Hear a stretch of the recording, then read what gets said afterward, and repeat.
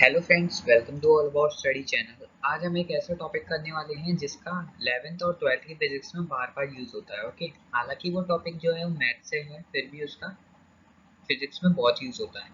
Okay, तो चलिए देखते हैं। जो टॉपिक है उसका नाम है डिफरेंशिएशन। स्टार्ट करते हैं इस डिफरेंशिएशन को। इस डिफरेंशिएशन को हम मैथ्स और फिजिक्स में डेरिवेटिव भी बोलते हैं, डेरिवेटिव। तो इसका जो सिंबल होता है वो आपने देखा होगा कभी भी। आप पहली बात तो आपने डिफरेंशिएशन नाम पहली बार सुना होगा अगर आप सीबीएसई से हैं तो। ओके, 10th में, अगर आप 10th तक सीबीएसई में थे तो आपने 11th में आके डिफरेंशिएशन का नाम पहली बार सुना होगा। अगर आप 10th तक आईसीएसई में थे तो तब तो आपने सुना होगा डिफरेंशिएशन का नाम और देखा भी होगा उसे। ठीक है, तो आप कहीं ना कहीं उसे जानते भी होंगे, पर सीबीएसई बोर्ड में ये 11th में ही है, वो भी 11th की फिजिक्स में और 12th की मैथ्स में। ओके, इसे हम क्या बोलते हैं, इंटीग्रेशन। डिफरेंशिएशन को कैलकुलस का पार्ट है ये डिफरेंशिएशन। ओके, कैलकुलस, इंटीग्रेशन और डिफरेंशिएशन दोनों कैलकुलस, इन दोनों को मिला के कैलकुलस होती है, कैलकुलस बनती है। ओके, तो कैलकुलस जो है मैथ्स की बहुत बड़ी ब्रांच है। ओके, बहुत टफ टफ डिफरेंशिएशन और इंटीग्रेशन होते हैं मैथ्स के, पर हमें इतने टफ डिफरेंशिएशन और इंटीग्रेशन नहीं पढ़नी। इस वीडियो में मैं डिफरेंशिएशन की बात करूँगा, इंटीग्रेशन में दूसरी वीडियो में बनाऊँगा। ओके, तो क्योंकि एक वीडियो में डिफरेंशिएशन करी और दूसरी वीडियो में, इसी वीडियो में इंटीग्रेशन करी तो वीडियो लंबी लंबी बन जाएगी। ओके, तो इसका यूज़ होता है डिफरेंशिएशन का फिजिक्स में। तो फिजिक्स में इसका यूज़ होता है, और कभी आपने बुक खोली होगी फिजिक्स की या 12th क्लास की कैलकुलस की, तो आपने ये सिंबल तो देखा होगा, या सांप जैसा सिंबल देखा होगा ऐसे करके। ओके, ऊपर से बनाते हैं ऐसे ऐसे ऐसे करके, ऐसे वाला सिंबल देखा होगा आपने। ओके, ये, तो ये सिंबल जो होता है वो इंटीग्रेशन का होता है। इसमें कुछ भी हमारा फंक्शन दे दिया एंड यहाँ हमारा होता है dx। ओके, पर हम इस वीडियो में इंटीग्रेशन नहीं कर रहे हैं तो ये मैं हटा दे रहा हूँ। ओके, तो हम इस वीडियो में कर रहे हैं डिफरेंशिएशन, या बोले तो डेरिवेटिव। ओके, तो यहाँ dy बाई dx। ओके, मतलब y जो होता है वो फंक्शन होता है, और किसके टर्म्स में होता है, x के टर्म्स में होता है। मतलब y की वैल्यू जो होगी x के टर्म्स में होगी, y x का फंक्शन होगा।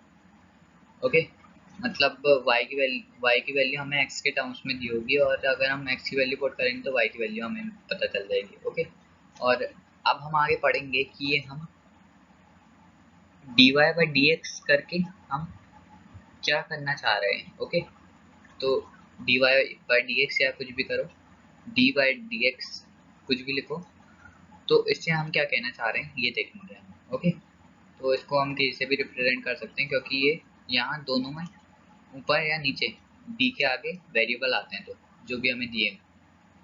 ओके, तो यहाँ हमें कुछ नहीं दिया है, यहाँ मैं कुछ भी मान सकता हूँ। मान लीजिए कुछ भी रख दो, यहाँ खाली डिब्बा रख दे रहा हूँ, इसके अंदर कुछ भी भर दो। एक्स नहीं भर सकते, वाई भर दो, जेड भर दो, कुछ भी भर दो।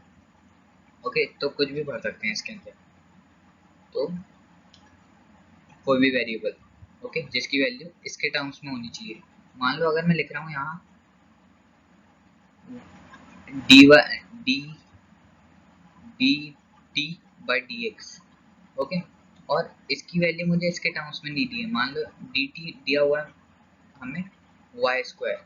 ओके, तो वाई स्क्वायर और एक्स स्क्वायर का, एक्स का कहीं ताल्लुक है, तो इससे हम इसका डिफरेंशिएशन नहीं निकाल सकते।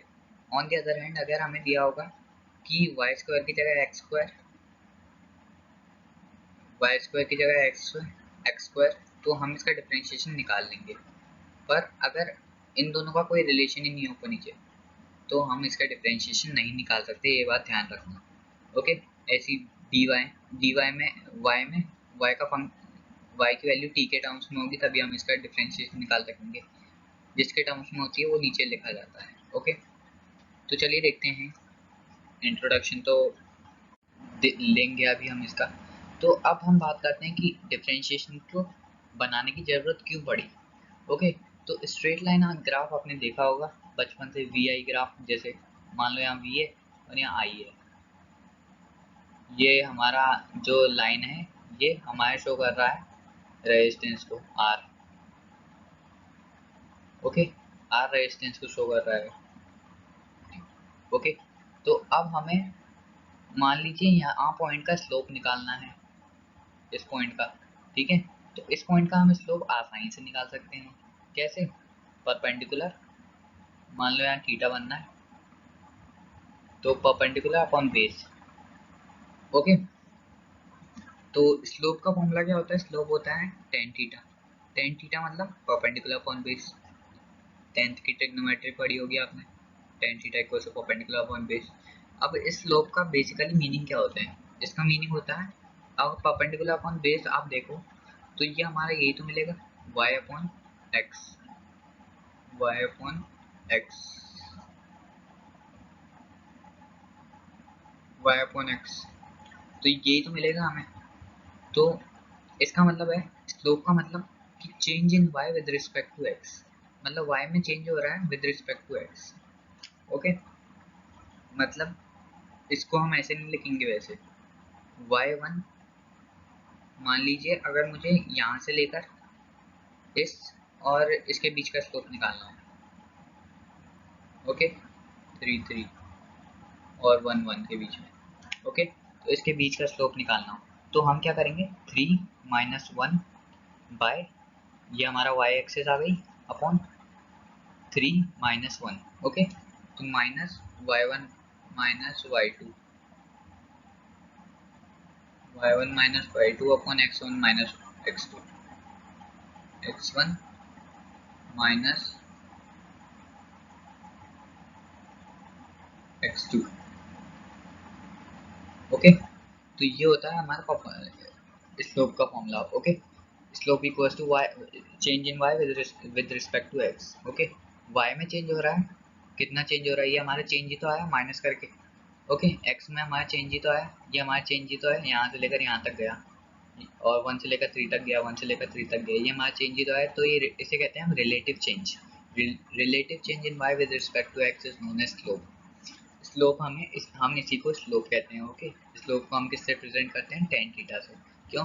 क्योंकि ये स्लोप जब हम निकालते हैं वो परपेंडिकुलर अपॉन बेस के फॉर्मूले से निकालते हैं, परपेंडिकुलर अपॉन बेस ट्रिग्नोमेट्री से टेन थीटा के इक्वल आता है। ओके, तो अब हम देखते हैं, यहाँ तो हमने सिंपली निकाल दिया, माइनस माइनस करके डिवाइड डिवाइड करके निकाल दिया।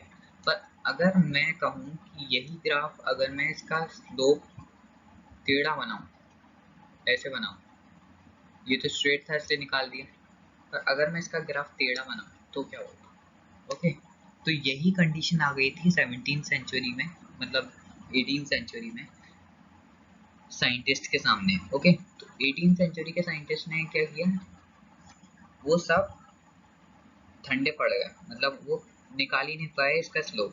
ओके, तो इसका स्लोप निकालने के लिए बहुत सारे साइंटिस्ट ने अप्रोच की पर वो फेल हो गए। पर 2-3 महीने की रिसर्च के बाद न्यूटन जब आए, रिसर्च नहीं मतलब 2-3 महीने की कड़ी मेहनत के बाद न्यूटन ने क्या किया, न्यूटन ने एक ऑपरेटर बनाया, उसे कहते हैं हम डिफरेंशियल ऑपरेटर। ओके, ये कंडीशन थी हमारी नॉन स्ट्रेट ग्राफ की। ओके, मान लो यहाँ हमारा ये नॉन स्ट्रेट ग्राफ है, मतलब ये स्ट्रेट ग्राफ नहीं है, तो यहाँ हम स्लोप की वैल्यू कैसे निकालेंगे? स्लोप की वैल्यू यहाँ निकल नहीं सकती भाई, अभी के लिए नहीं निकल सकती। ठीक है, अभी वीडियो देखिए तो आगे देखेंगे कि निकल सकती कि नहीं निकल सकती। ओके, तो अभी वीडियो देखिए तो अभी के लिए नहीं निकल सकती है, क्योंकि पहले जब साइंटिस्ट को नहीं पता था तब भी नहीं, वो कह रहे थे इम्पॉसिबल है निकालना। क्यों? क्योंकि देखो, स्ट्रेट के लिए तो तुम निकाल दोगे, अब ये ग्राफ टेढ़ा हो गया है, इसके लिए कैसे निकालोगे? ठीक है, तो यही कंडीशन आई थी साइंटिस्ट के सामने। तो चलिए देखते हैं, तो इस इसका स्लोप क्या होगा। तो इसका स्लोप, ये मैं क्वेश्चन पूछ रहा हूँ, इसका स्लोप क्या होगा? इसका आंसर हम वीडियो के एंड में देखेंगे जब हम इसके रूल्स पढ़ लेंगे। जो डिफरेंशिएशन होगा उसका सिंबल क्या होगा? सिंबल तो खैर वीडियो की शुरुआत में बता दिया था गलती से, dy/dx। इसका रूल क्या होगा? dy बाई डी एक्स को हम टेन थीटा भी लिखते हैं। Okay, ten theta, tan theta, तो टेन थीटा भी लिखते हैं dy बाई डी एक्स। चिंता मत करना, अगर dy बाई डी एक्स आ गया तो इसका मतलब टेन थीटा भी होता है। ओके, तो रूल्स इसके क्या हैं, तो अब हम देखते हैं रूल्स। ओके, तो रूल्स देखते हैं, रूल्स ऑफ डिफरेंशिएशन। इसका फॉर्मूला होता है, अगर y दिया हुआ है आपको x के टर्म्स में, मतलब y इक्वल्स टू एक्स की power n, then dy by d x equal हो जाएगा d, y की वैल्यू पुट कर दी x की पावर n, तो d x की power n by d x. तो अब क्या होगा, ये डिफरेंशिएटर ऑपरेटर है, differentiation operator, differential operator. Okay, ये dy बाई डी एक्स। तो अब ये क्या करेगा, ये कहता है अपनी जितनी पावर है x की पावर वो नीचे रख दे और अपनी पावर एक कम कर दे। ओके, तो ये फॉर्मूला जो है वो रटने वाला है अगर आपको फिजिक्स में पढ़ना है ये। ओके, तो ये फॉर्मूला रटने वाला है d y by d x n, अगर ये इस फॉर्म में दिया हो y इक्वल्स टू एक्स की पावर n, तो ये कहता है कि पावर नीचे रख और अपनी पावर में एक माइनस कर दे। ओके, n जो n है आया यहाँ, अब x n की power n minus one. Okay, provide that y is a function of x like y equals to x की पावर n, तो y जो होगा वो x का फंक्शन होगा, तो वहाँ से फॉर्मूला निकल के आएगा। ओके, अब एक रूल आता है कांस्टेंट रूल, मतलब कांस्टेंट का डिफरेंशिएशन जीरो होता है। क्यों? क्योंकि अब कांस्टेंट की कोई पावर तो होती नहीं है ना, पावर नहीं होगी तो उसका जीरो होगा डिफरेंशिएशन। ओके, अभी हम आगे देखेंगे कि साइन 30 का डिफरेंशिएशन और साइन थीटा का डिफरेंशिएशन कैसे वेरी करता है। साइन 30 जो होता है वो अभी हम आगे ट्रिग्नोमेट्रिक उसमें देखेंगे, चलो वहीं बताऊंगा। लॉग एक्स का डिफरेंशिएशन 1/x होता है, ये भी रटने वाला है।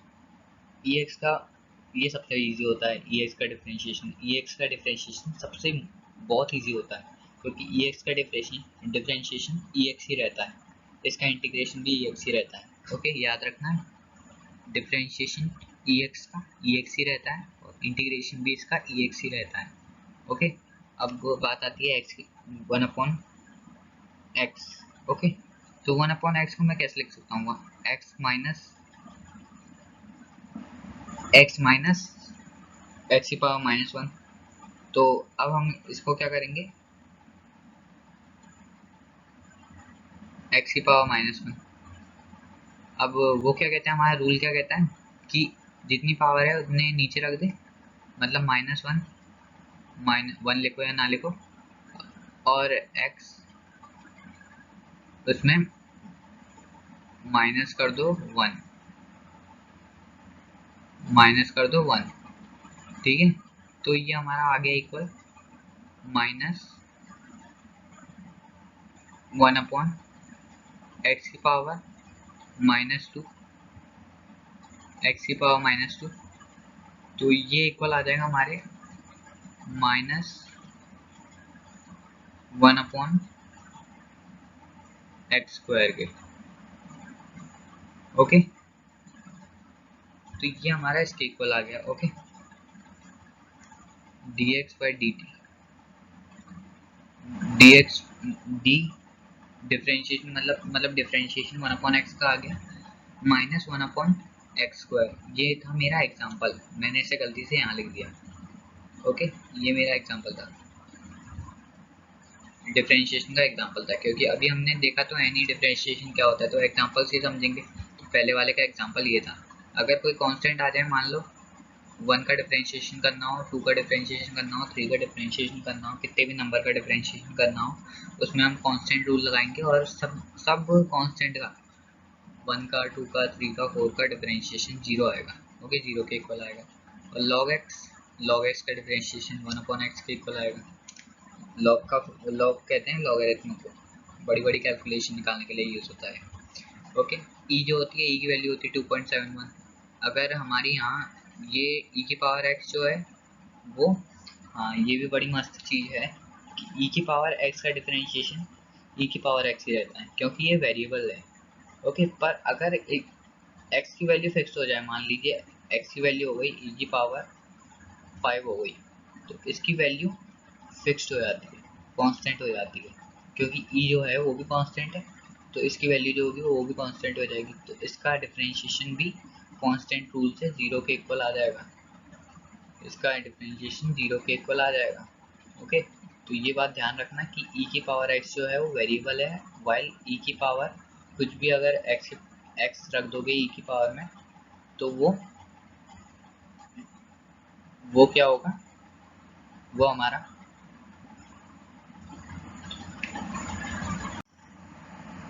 तो ये तो हमारा कंप्लीट हो गया कि जो सी से स्टार्ट होते हैं उनमें नेगेटिव आता है, और जो बाकी सब के जब भी स्टार्ट हो जाए, एस से स्टार्ट हो जाए, टी से स्टार्ट हो जाए, मतलब बाकी सबके रिमेनिंग पॉजिटिव रहते हैं। ओके, तो वैसे याद करने की यहीं तक की जरूरत है।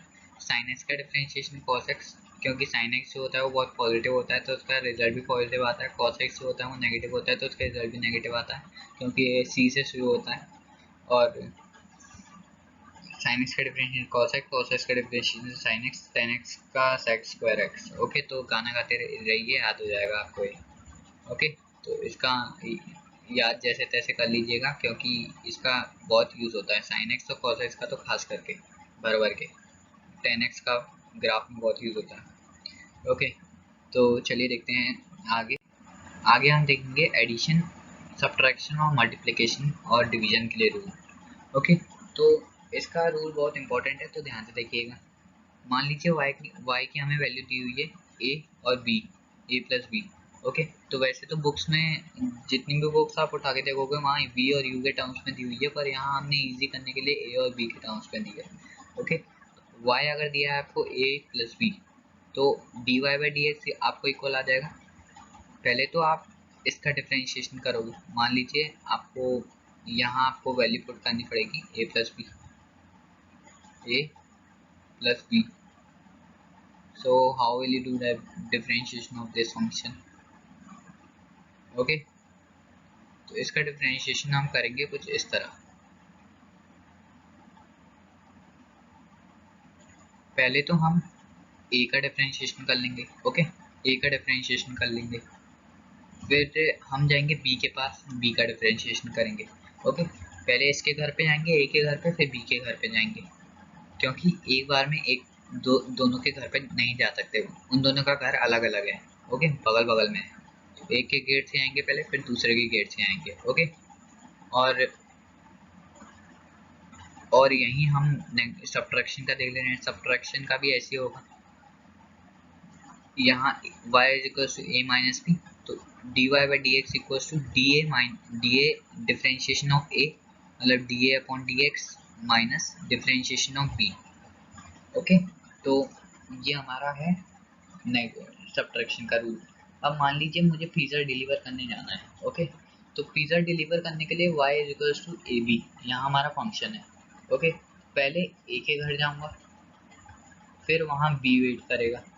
ओके, तो b को, तो यहाँ हमारा इस तरह से हो गया equation y a b। Okay, differentiation, मतलब a का डिफरेंशिएशन कर दिया हमने, फिर b वहीं इंतजार करेगा, और फिर हमने b का डिफरेंशिएशन करेंगे और a वहाँ इंतजार करेगा। ओके, तो इस तरह से इसको याद रखना है, और इसमें हम कुछ यूनिक तरीका लगाएंगे याद करने के लिए। ओके, मान लीजिए एक हमारा 2 फ्लोर का घर है, एक ग्राउंड फ्लोर है, एक टॉप फ्लोर है। ठीक है, पिज़्ज़ा बॉय डिलीवर करने आया है सीधे ए वाले को। ओके, तो सबसे पहले उसने डिफरेंशिएट किया ए वाले को, d y by d x यहाँ इक्वल हो गया d differentiation of first differentiation of A, और फिर बी वेट करेगा माइनस बी जो होगा, अब वो पिज़्ज़ा लेने के लिए आएगा, तो वो पिज़्ज़ा ले लेगा, तो डिफरेंशिएशन ऑफ बी, और फिर ए वेट करेगा। ओके, अपॉन जब बी पिज़्ज़ा ले लेगा वो नीचे आ जाएगा वापस। ओके, तो वो नीचे आ जाएगा तो बी स्क्वायर हो जाएगा। ओके, तो उसमें ताकत भर आएगी। ओके, पावर बढ़ जाएगी उसकी। तो ये था हमारा डिवीजन, मल्टीप्लिकेशन एंड सब्ट्रैक्शन का रूल। अब हम आगे देखते हैं inside outside rule, chain rule, alternative chain rule कहते हैं इसे। ओके, सपोज करो y is equal to sine x, sine 2x दे रखा है हमें। ओके, अब आप कहोगे, कुछ कुछ बच्चे कहेंगे कि भाई इसका डिफरेंशिएशन होगा cos 2x, वाई? क्योंकि sin x का डिफरेंशिएशन अभी मैंने पीछे क्या बताया था, cos x, okay. But it is not possible that the differentiation of sin x sin 2x is cos 2x, because here we can't differentiate it directly. So we will apply inside outside rule, या तो फिर chain rule, अगर आपकी maths बहुत अच्छी है। पर यहाँ फिजिक्स में हमें मैथ्स बहुत हाई लेवल की नहीं लगानी होती, फिजिक्स में मैथ्स यूज़ होती है, उतनी हाई लेवल की यूज़ नहीं होती है, ओके। तो बच्चों को तो हाई लेवल की लगेगी। तो यहाँ dy बाई डी एक्स क्या होगा, कुछ कुछ बच्चे कहेंगे कि cos 2x होगा, क्यों? क्योंकि sin x का डिफरेंशिएशन cos x होता है। बट ऐसा नहीं है, क्योंकि यहाँ हमें ध्यान से देखिए, अंदर यहाँ x नहीं दिया हुआ है, हमें अंदर यहाँ हमें 2x दिया हुआ है, ओके। तो चेन रूल में तो हम इसको t मान लेते हैं, फिर बाकी बाद में पुट करते आते हैं वैल्यू। तो वैसे इसका आंसर आएगा 2 cos 2x, ओके। नीचे बताया भी है, यहाँ मैंने एग्जांपल दिया है इसी को सॉल्व करके बताया, ओके। तो यहाँ हम चेन रूल अप्लाई करेंगे, या तो फिर हम क्या अप्लाई कर सकते हैं, इनसाइड आउटसाइड रूल, ओके। तो यहाँ हम देखते हैं डिफरेंशिएशन कैसे होता है। Differentiation of outer function keep inside as it is into differentiation of inner function, okay. तो इसका आपको मीनिंग नहीं समझ आया होगा, मतलब पहले हम अंदर वाले टर्म का डिफरेंशिएशन कर लेंगे, फिर इस वाले टर्म्स का डिफरेंशिएशन हो गया, फिर इस पूरे टर्म का डिफरेंशिएशन कर लेंगे, ओके, इस वाले का sign 2x, okay.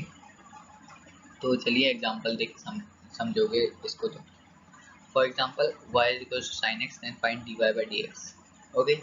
y equal है sin x sin 2x के, तो हमें dy बाई dx फाइंड करना है, ओके। सॉल्यूशन देखते हैं इसका।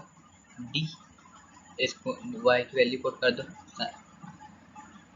Sign 2x, okay. तो ये इक्वल आ जाएगा आपके D 2x upon d x के। भाई कैसे हैं? तो ये ऐसे आया क्योंकि 2x जो था वो इनर फंक्शन था, ओके। डिफरेंशिएशन इनर फंक्शन को हमने डिफरेंशिएट कर लिया into differentiation of outer function. इस पूरे फंक्शन का sin 2x का डिफरेंशिएशन हमने यहाँ किया, ओके। अब यहाँ हम कर सकते हैं इसका sin 2x को हम cos 2x बोल सकते हैं, क्योंकि ये हम अब sin का डिफरेंशिएशन कर रहे हैं। बस sin का डिफरेंशिएशन cos होता है, और d का डिफरेंशिएशन हमारा होता है, ये 2x का डिफरेंशिएशन 2 होता है। मान लीजिए अगर यहाँ मुझे एक्स स्क्वायर दिया होता एक्स स्क्वायर, तो हमारा यहाँ होता रिजल्ट में आता 2x cos x square, okay. तो ये हमारा आता रिजल्ट में। अच्छा, ये क्वेश्चन जो है वो इम्पोर्टेंट है थोड़ा, ये टॉपिक इनसाइड आउटसाइड रूल, तो जरा ध्यान रखना है इस क्वेश्चन का। मान लीजिए अगर यहाँ हमें 2 दिया होता, तो 2 का हमें डिफरेंशिएशन करते नहीं, तो 2 इंटू 2 4, मतलब 2 sin 2x दिया होता, ओके। तो ये हमारा हो जाता 2 इंटू 2 cos 2x, तो 4 cos 2x हो जाता, 4 cos 2x। पर यहाँ हमें इसका ही पूछा था बस, तो इसका हमने आंसर निकाल दिया, sin 2x equals to 2 cos 2x, okay. तो अब हमारे ये यही वीडियो ख़त्म होती है, और मुझे आपको एक चीज़ समझानी थी कि ये क्या है, ओके। तो मान लीजिए मैंने यहाँ ये मुझे ग्राफ दिया है नॉन यूनिफॉर्म मोशन का। यूनिफॉर्म मोशन होता है, नॉन यूनिफॉर्म मोशन होता है। मान लीजिए इंस्टेंटेनियस स्पीड का दिया है, यहाँ मुझे स्पीड का दिया है, तो velocity time graph, distance time graph है, डिस्टेंस टाइम ग्राफ। मान लीजिए यहाँ मुझे स्पीड जो है मेरी D by distance upon time क्या होती है, स्पीड। तो ये लाइन जो होगी वो मुझे स्पीड बताएगी। मान लीजिए मेरी स्पीड जो है वो यूनिफॉर्म नहीं है, ओके, ये मूव कर रही है ऐसे,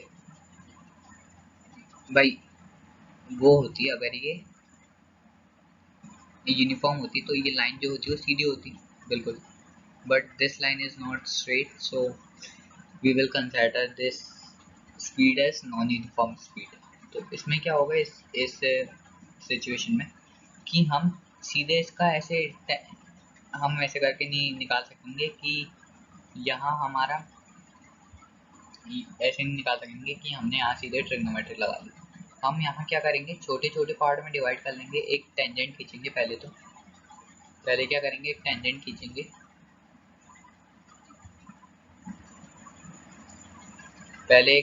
खींचेंगे, ये हमारी टेंजेंट खींची हुई है। फिर हम यहाँ छोटा सा पॉइंट बनाएंगे, फिर उससे एक छोटा सा ट्रायंगल बनाएंगे जिससे कि हमें और एक्स लेंथ काटेंगे, वाई लेंथ काटेंगे और एक्स लेंथ का ट्रायंगल काटेंगे। ओके, वाई और एक्स लाइन का ट्रायंगल काट लिया। dx जिसे हम बोल रहे हैं dx मतलब बहुत छोटा पिद्दू सा x और बहुत पिद्दू सा y काटा हमने। ओके, तो इसको काटने से हमें क्या मिल गया, तो हमें मिला कुछ नहीं, पर ये लाइन जो होगी, अब मान लीजिए ये ऐसे करके बन रही है, तो इस पॉइंट पे मान लीजिए अगर मैं टेंजेंट ड्रॉ कर रहा हूँ, लाइन भी तो सीधी बननी है, मान लीजिए इसे और क्लोज मान लीजिए, इस लाइन पे मैं टेंजेंट ड्रॉ कर रहा हूँ, थोड़े से पॉइंट के लिए, थोड़ी सी लाइन के लिए, मतलब थोड़े से समय के लिए, थोड़ी सी डिस्टेंस के लिए ये ऐसा नहीं लग रहा कि ये स्ट्रेट लाइन है, पैरेलल लाइन है। इसी वजह से हम छोटी छोटी हिस्से काट देते हैं इसके, और मान लीजिए ऐसे यहाँ बना दिया मैंने, ऐसे यहाँ बना दिया मैंने, ऐसे यहाँ बना दिया, ये बनाए सब। ओके, तो ऐसे हम बनाते आते हैं, ये तो मैंने फिर भी बहुत बड़ा बना दिया है। ऐसे बहुत छोटे छोटे dy और dx लेंथ के हम काटते हैं साइड, और फिर उनकी निकालते हैं हम डिफरेंशिएशन करके, उनका स्मॉल चेंज निकालते हैं। ठीक है, तो स्लोप क्या होता है, स्लोप होता है dy बाई dx। तो dy बाई dx कुछ नहीं होता है, बस स्लोप निकालने के लिए हम dy बाई dx यूज़ करते हैं। इसको हम tan थीटा से रिप्रेजेंट करते हैं, तो इसका मतलब होता है small change in y with respect to x। तो यही हमारी वीडियो थी ये पूरी। तो आई होप आपको समझ आया होगा। Differentiation is nothing but it is find used to find slope, instantaneous speed, uniform non uniform motion, slope find करने के लिए यूज होता है। ओके, तो tan थीटा फाइंड करने के लिए यूज होता है, और रिलेटिव चेंज फाइंड करने के लिए यूज होता है when the distance is very when the change is very small। Okay, जब वो बहुत स्मॉल चेंज हो तो वहाँ हम डिफरेंशिएशन यूज़ करते हैं, क्योंकि यहाँ भी तो देखो बहुत स्मॉल स्मॉल हिस्सों में काटा था, तो अब मान लीजिए यहाँ हमें बहुत सारे हिस्सों में काटना पड़ता, तो हमें यहाँ कैलकुलेशन नहीं करनी पड़ती क्या। इसी तरह से हम इन हिस्सों को जोड़ने के लिए अब हम मान लीजिए सिग्मा एफ आई यूज़ करेंगे। तो सिग्मा एफ आई क्या हमारा, मान लीजिए 1 करोड़ बहुत सारे पार्ट में डिवाइड करना होगा। मान लीजिए ये 1 मीटर की लेंथ की है, तो मान लीजिए मेरे 1000 बार डिवाइड करना पड़ेगा, तो 1000 बार तो करना ही पड़ेगा। तो अब क्या आप 1000 बार सिग्मा लिखेंगे, सिग्मा 1000 बार लिखेंगे? So the answer is no, you will not write sigma 1000 times, because there is already a tool which was developed by Newton ने एक टूल डेवलप किया था, जैसे कि डिफरेंशिएशन भी न्यूटन ने डेवलप किया था, उसी तरह इंटीग्रेशन जो है वो डिफरेंशिएशन को जोड़ने के लिए यूज़ होता है। तो उसके भी रूल्स होते हैं जो कि हम आपको नेक्स्ट वीडियो में बताएंगे। इस वीडियो में हमने डिफरेंशिएशन कंप्लीट कर ली। तो if you find this video helpful then please like this video and subscribe to our channel and click on the bell icon to get our latest updates. Thanks for watching this video. Meet you again in the next video. Till then, bye bye. Take care.